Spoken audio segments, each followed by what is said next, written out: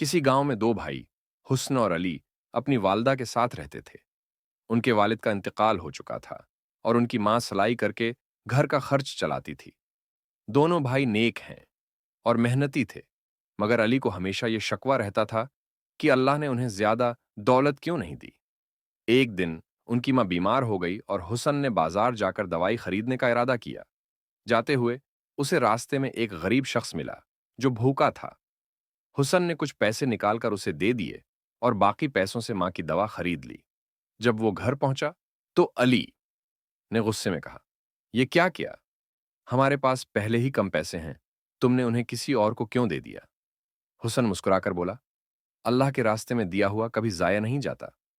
اسی رات کسی نے ان کے دروازے پر دستک دی۔ ایک اجنبی شخص کھڑا تھا۔ اس نے کہا، میں تمہارے والد کا پرانا دوست ہوں۔ تمہارے والد نے مجھ سے کچھ رقم ادھار لی تھی، مگر میں اسے لوٹانے میں دیر کر بیٹھا۔ آج مجھے موقع ملا تو میں وہ رقم تمہیں دینے آیا ہوں۔ یہ کہہ کر اس نے ایک تھیلی دی جس میں کافی سونے کے سکے تھے۔